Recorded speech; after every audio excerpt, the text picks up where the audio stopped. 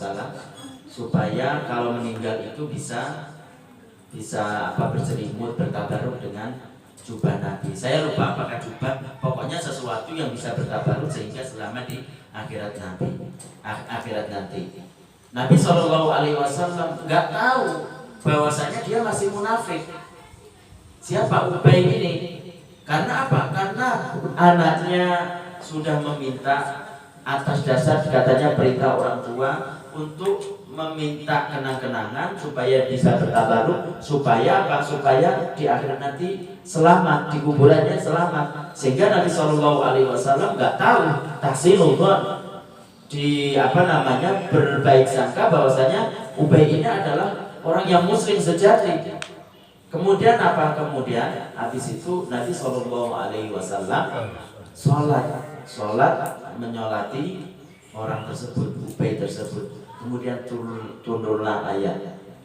Turun ayat memberitahukan intinya bahwasanya janganlah menyolati kepada orang munafik.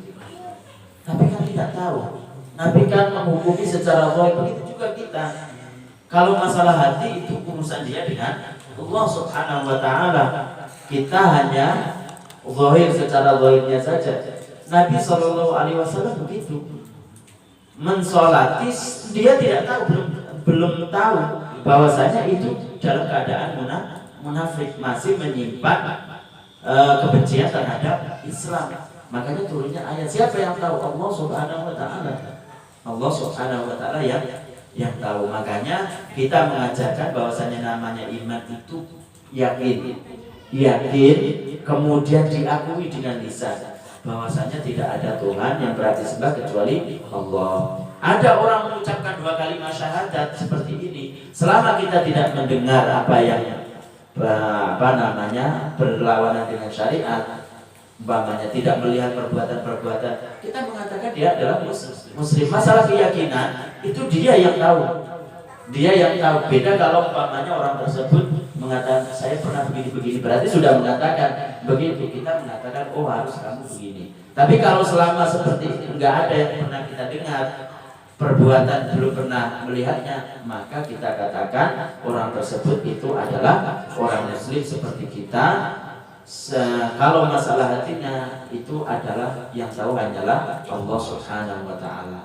Nanti dia di akhirat nanti tergantung amalnya ketika di dunia.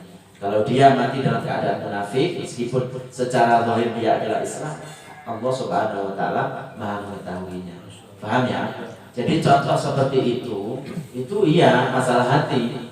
Masalah hati kalau dia berniatan untuk kembali kepada agamanya, agama Nasrani umpamanya, seandainya tidak dikabulkan oleh Allah, maka seketika itu dia dihukumi keluar dari Islam. Tapi kita kan nggak bisa menghukumi karena dia tidak mengatakannya. Allah Subhanahu wa taala yang mengetahuinya. Paham ya?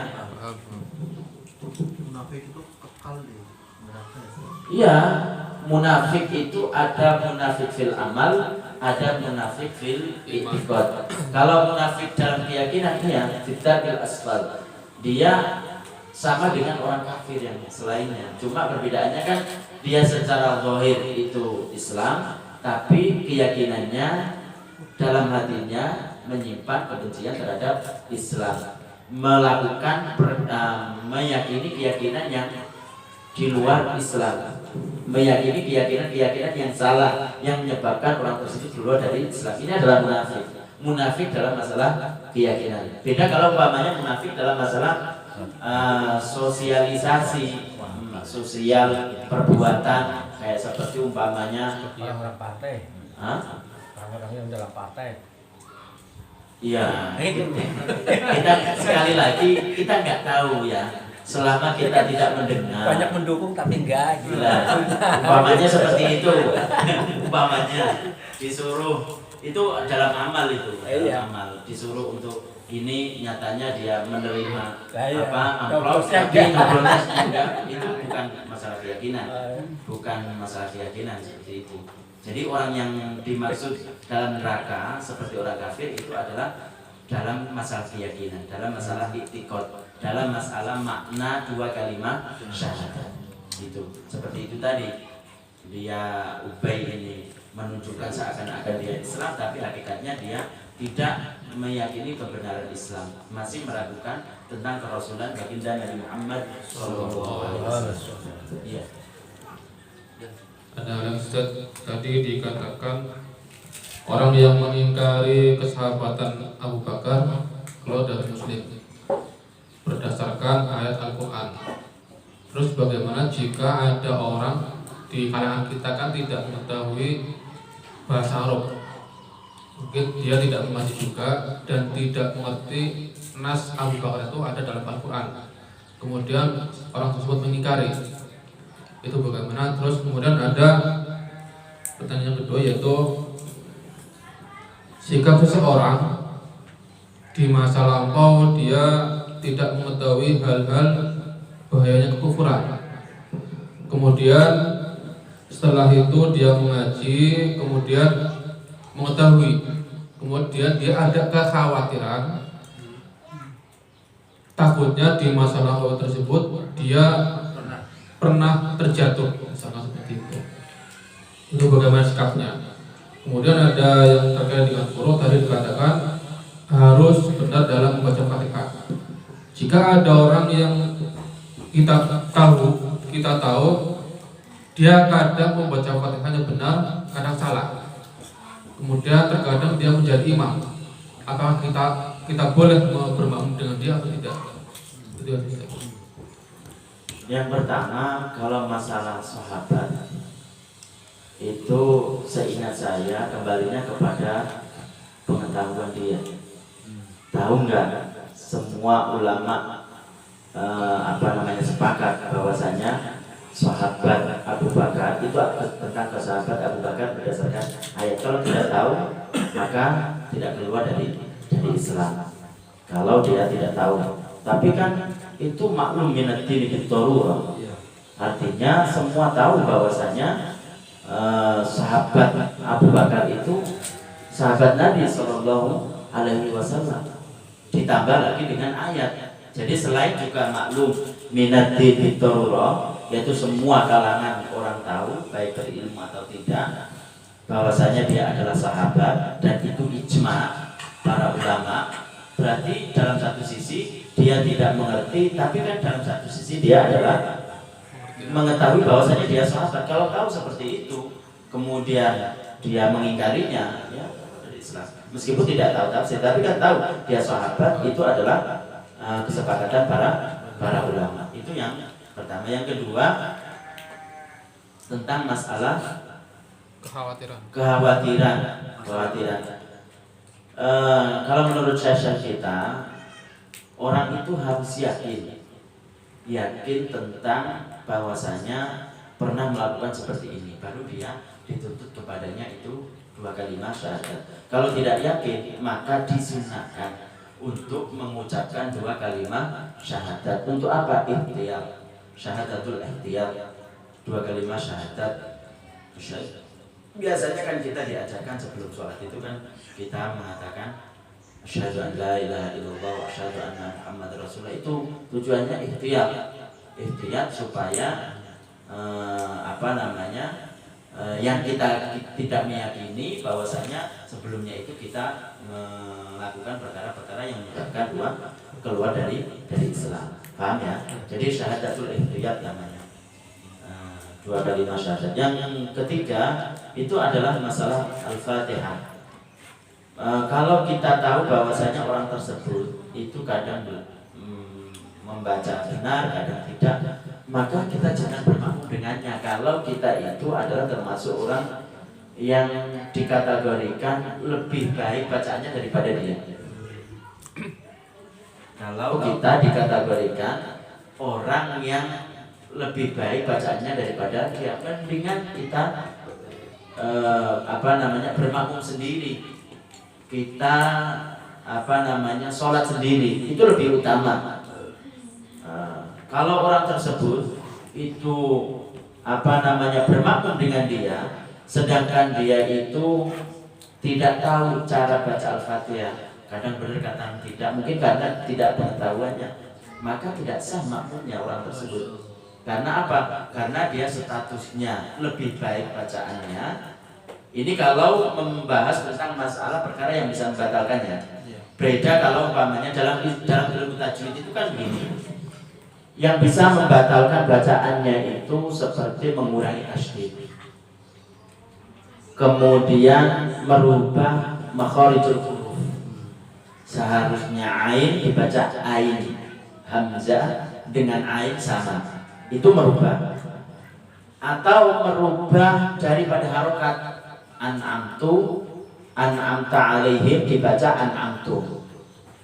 Ini atau itu udah yang pertama adalah mengurangi tasydid atau menambah tasydid. Yang kedua adalah merubah makharijul huruf. Yang kedua makharijul huruf ain dibaca atau sebaliknya. Yang ketiga merubah daripada harokat. Harokat seharusnya an'amta dibaca an'amtu.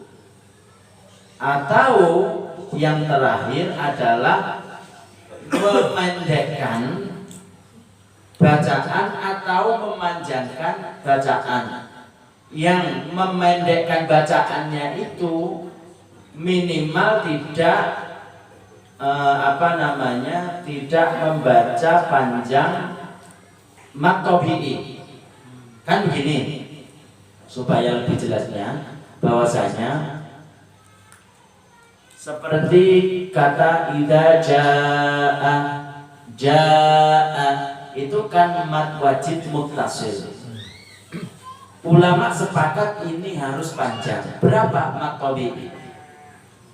2 harokat. Minimalnya ya. Hah? Minimalnya.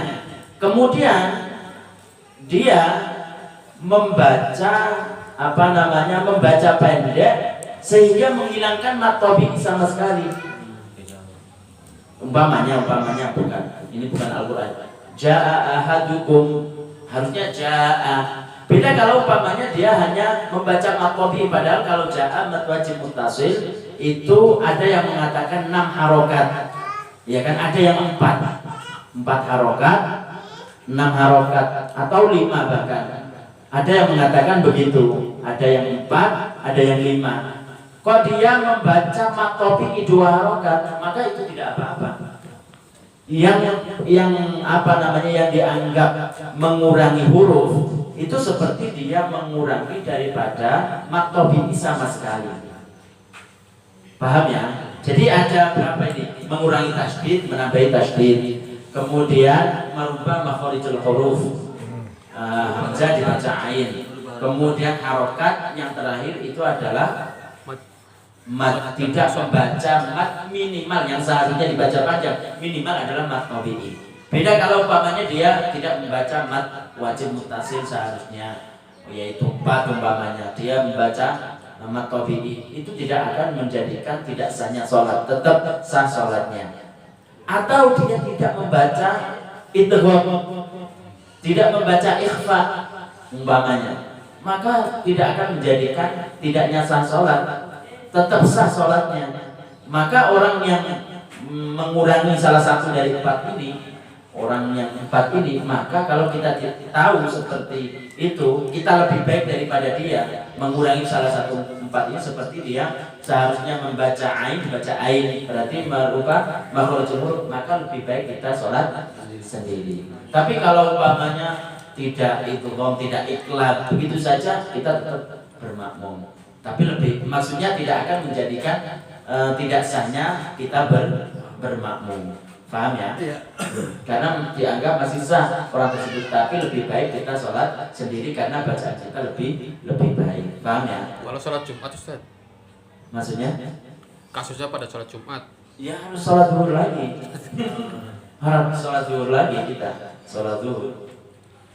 Jadi kalau membaca syahadat yang sifatnya kehati-hatian, apa harus dibarengi dengan niat? Apa baca syahadatnya? Ya syahadat hati-hati aja. Udah.